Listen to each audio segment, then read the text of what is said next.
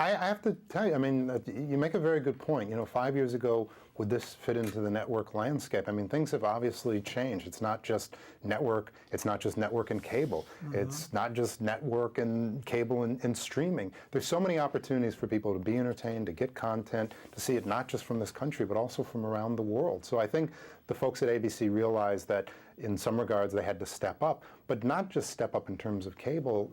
In my circumstance, they were just kind enough to say, what do you want to talk about? How would you like to tell these stories? What would you do if you had the opportunity to do anything? And then for folks who are managing a very large network to say, okay, we'll take that chance. We'll take that ride with you.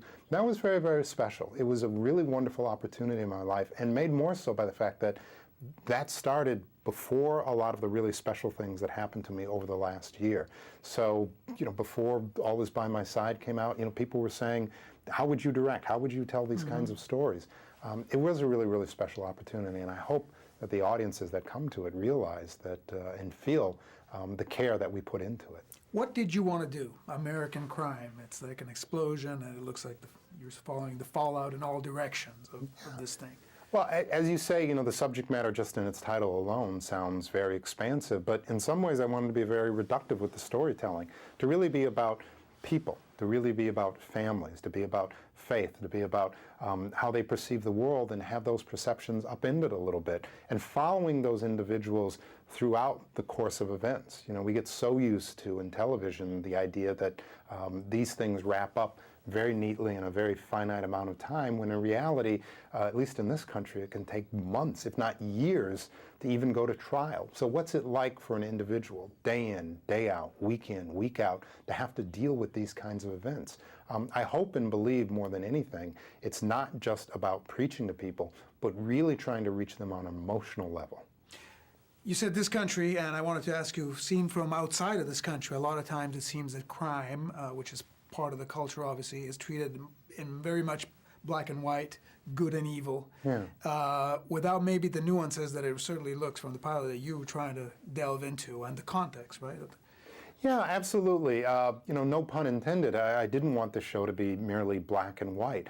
Things are complex, and when you're on one side or the other, regardless sometimes of the facts that are put in front of you or what are perceived as facts, you want something else. You need something else. You want a measure of justice on one side or the other. So for me, it was very important to not just be about solving it and getting to one resolution, because when things go down a certain path, one side or the other is never going to be satisfied with some kind of a resolution. So the concept of taking 11 parts of this, 11 episodes, and really trying to get into some nuance, to me that was a very, very exciting opportunity.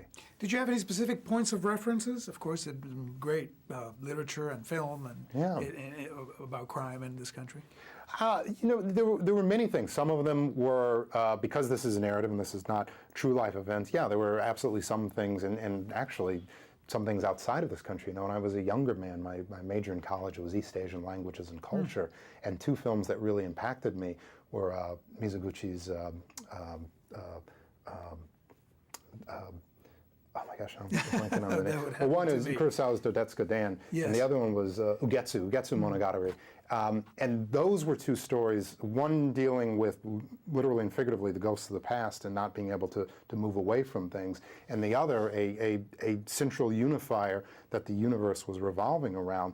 Those were two stories and two narratives that I really, really wanted to try to emulate at some point in my career. So even though the name of the show is American Crime, two of the elements that I really wanted to try to draw from were actually Japanese cinema. Oh, short on time, but if may, I wanted to ask you one last thing about what really grounds this piece also is the location. Modesto, Central Valley, very specific. It plays a part in the story. Yes, absolutely. And one of the things, even though it's a very, very specific location, one of the things that I thought was terrific about Modesto was that it could be almost anywhere in America. It didn't come with a lot of preconceptions. If you were talking about somewhere very specifically East Coast or in the South or small town in Mississippi, a lot of us in America would go, oh, well, okay, I know where this story is going based on its geography. Modesto could be anywhere. And because it could be anywhere, even though it's non-specific in some ways, it takes on a real geographical impact in a way that other cities may not have.